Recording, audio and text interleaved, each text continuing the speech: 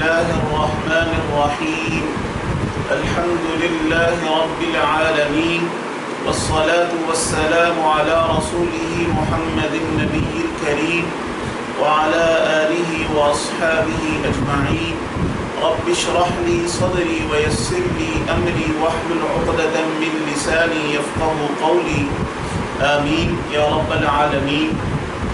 آج ہم تجوید کی کلاس نمبر 8 پڑھیں گے۔ گزشتہ لیسن میں ہم نے ابتدا کی اقسام پڑھی تھی تعوذ اور بسملہ کے اعتبار سے، اور ہم نے پڑھا تھا کہ ابتدا کی 3 قسمیں ہیں۔ نمبر 1 ابتدائے تلاوت، ابتدائے سورت۔ نمبر 2 ابتدائے سورت درمیان تلاوت۔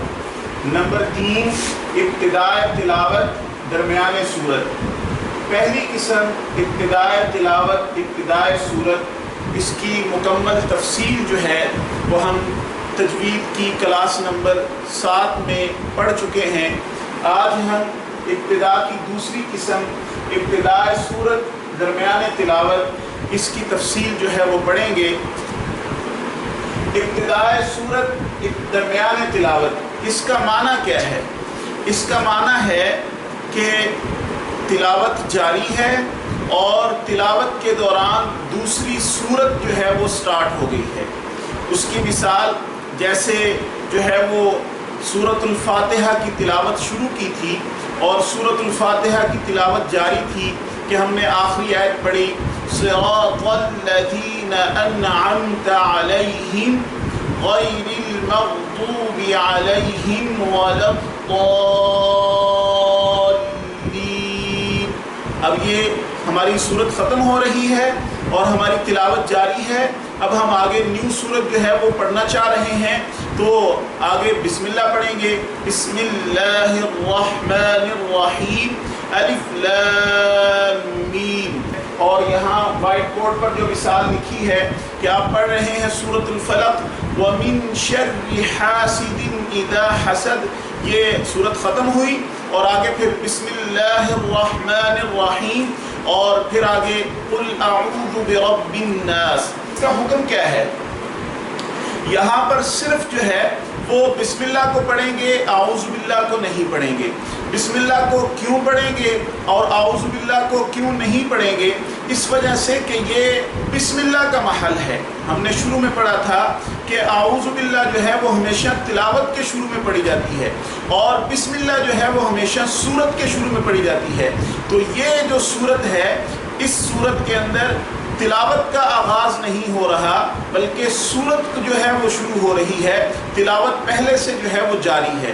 اس وجہ سے یہاں پر صرف یہ محل بسملہ ہونے کی وجہ سے صرف بسم اللہ پڑھیں گے اور اعوذ باللہ جو ہے وہ اس کا محل نہ ہونے کی وجہ سے اس کو یہاں پر نہیں پڑھیں گے۔ پھر اس صورت میں بھی جو ہے وہ اب یہ 3 آیات ہو گئی ہیں۔ ایک جو آپ کی صورت جاری تھی، جس صورت کی آپ نے آخری آیت پڑھی، ایک اس کی آخری آیت، پھر اس کے بعد بسم اللہ اور پھر اگلی صورت کی پہلی آیت، تو یہ 3 آیات ہو گئیں۔ ان کے پڑھنے کے فصل اور وصل کے اعتبار سے جو ہے وہی 4 قسمیں بنے گی۔ فصل کا معنی میں نے بتایا تھا کہ فصل کا معنی ہوتا ہے جدا کرنا اور وصل کا معنی ہوتا ہے ملانا۔ تو فصل جدا کرنا، وصل ملانا۔ اب یہ 4 صورتیں کیسے بنے گی؟ پہلی صورت بنے گی فصل کل، دوسری صورت بنے گی وصل کل، اور تیسری صورت بنے گی فصل اول فصل ثانی، اور چوتھی صورت بنے گی وصل اول فصل ثانی۔ فصل کل کیا؟ اس کا مطلب یہ ہے کہ سورت کی آخری آیت کو اور بسم اللہ کو اور اگلی سورت کی پہلی آیت کو الگ الگ پڑھنا۔ جیسے اس کی مثال وَمِن شَرِّ حَاسِدٍ إِذَا حَسَدَ بِسْمِ اللَّهِ الرَّحْمَنِ الرَّحِيمِ قُلْ أَعُوذُ بِرَبِّ النَّاسِ۔ یہ فصل کل ہے۔ اور فصل کل کہ ان تینوں آیات کو، یعنی سورت کی پہلی سورت کی آخری آیت کو اور بسم اللہ کو اور اگلی سورت کی پہلی سورت کی آخری آیت اور بسم اللہ اور اگلی سورت کی پہلی آیت کو جو ہے وہ ایک ہی سانس میں پڑھنا. جیسے اس کی مثال وَمِن شَرِّ حَاسِدٍ إِذَا حَسَدَ بِسْمِ اللَّهِ الرَّحْمَنِ الرَّحِيمِ قُلْ أَعُوذُ بِرَبِّ النَّاسِ. یہ وصل کل کی مثال ہے. اور تیسری ہے فصل اول وصل ثانی، کہ پہلی صورت جو ختم ہو رہی ہے اس کی آخری آیت کو الگ پڑھنا اور بسم اللہ کو اگلی صورت کے ساتھ ملا کر پڑھنا. یہ ہے فصل اول وصل ثانی. اس کی مثال جیسے وَمِن شَرِّ حَاسِدٍ إِذَا حَسَدَ، سانس لیا، بسم اللہ الرحمن الرحیم قل اعوذ برب الناس. اور چوتھی صورت ہے وصل اول فصل ثانی، یعنی جو پہلی صورت ہے اس کی آخری آیت کو اور بسم اللہ کو ملا کر پڑھنا، پھر سانس لینا اور اگلی صورت کی پہلی آیت کو جو ہے وہ الگ پڑھنا. جیسے اس کی مثال ہے وَمِن شَرِّ حَاسِدٍ إِذَا حَسَدَ بِسْمِ اللَّهِ الرَّحْمَنِ الرَّحِيمِ قُلْ أَعُوذُ بِرَبِّ النَّاسِ. تو یہ فصل اور وصل کے اعتبار سے 4 وجوہ بنی. اب ان 4 وجوہ کا حکم کیا ہے؟ تو یہ جو پہلی 3 ہیں، فصل کل، وصل کل، فصل اول، وصل ثانی، یہ جائز ہیں. اور جو آخری صورت ہے وصل اول فصل ثانی، یہ جائز نہیں ہے. یہ جائز کیوں نہیں ہے؟ اس لیے کہ اس صورت میں بسم اللہ کا تعلق پہلی صورت کے ساتھ ہو جاتا ہے، حالانکہ بسم اللہ کا تعلق ختم ہونے والی صورت کے ساتھ نہیں ہے بلکہ آنے والی صورت کے ساتھ ہے. اس وجہ سے یہ صورت جو ہے وہ ناجائز ہے اور باقی 3 صورتیں جو ہیں وہ جائز ہیں. اور ابتدائے صورت درمیان تلاوت سے متعلق 2 اہم فائدے ہیں یا 2 اہم باتیں ہیں، ان کو نوٹ کر لیجئے. فائدہ نمبر 1 وہ یہ ہے کہ سورۃ التوبہ، جس کا دوسرا نام سورہ برات بھی ہے، اس کے شروع میں بسم اللہ نہیں پڑھی جائے گی، چاہے یہ تلاوت کے دوران جو ہے وہ شروع ہو جائے یا تلاوت کا آغاز ہی وہاں سے ہو. اور دوسرا فائدہ یہ ہے کہ تلاوت کرتے ہوئے اگر سورۃ التوبہ جو ہے وہ وہاں سے شروع ہو جائے تو پھر وہاں پر فصل اور وصل کے اعتبار سے جو ہے وہ 3 صورتیں بنیں گی اور یہ 2 آیات ہوں گی. ایک سورۃ الانفال کی آخری آیت ہوگی اور دوسری سورۃ التوبہ کی بسم اللہ پڑھنی نہیں ہے تو دوسری جو ہے وہ سورۃ التوبہ کی جو ہے وہ پہلی آیت ہوگی.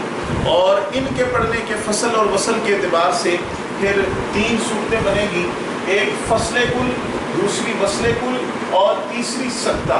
فصل کل کہ سورۃ الانفال کی آخری آیت کو اور سورۃ التوبہ کی پہلی آیت کو الگ الگ پڑھیں.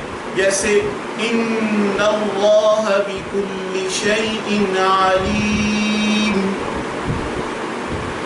براءۃ من اللہ ورسولہ الی الذین عاہدتم من المشرکین. یہ فصل کل ہے. اور دوسری ہوگی وصل کل کہ سورۃ الانفال کی آخری آیت اور سورۃ التوبہ کی پہلی آیت کو ملا کر پڑھیں. جیسے ان اللہ بکل شیء علیم براءۃ من اللہ ورسولہ الی الذین عاہدتم من المشرکین. تو یہ ہم نے سورۃ الانفال کی آخری آیت اور سورۃ التوبہ کی پہلی آیت کو ملا کر پڑھا. اور تیسری صورت ہے سکتے کی. سکتے کا مطلب یہ ہے کہ سورۃ الانفال کی آخری آیت پر جو ہے وہ خاموش ہو جائے اور کچھ دیر خاموش رہنے کے بعد سانس توڑے بغیر سورۃ التوبہ کی پہلی آیت جو ہے وہ پڑھ لیں. جیسے ان اللہ بکل شيء عليم براءة من الله ورسوله إلى الذين عاهدتم من المشركين. تو یہ ابتدائے سورت درمیان تلاوت سے متعلق دو اہم فائدے تھے. آج ہم نے مکمل تفصیل جو ہے وہ ابتدا کی دوسری قسم ابتدائے سورت درمیان تلاوت کی پڑھی ہے. اللہ رب العزت سے دعا ہے کہ ہماری اس کاوش کو اپنی بارگاہ میں قبول و منظور فرمائے اور مجھے اور آپ کو قرآن مجید فرقان حمید تجوید کے احکام کی رعایت کرتے ہوئے پڑھنے کی توفیق عطا فرمائے.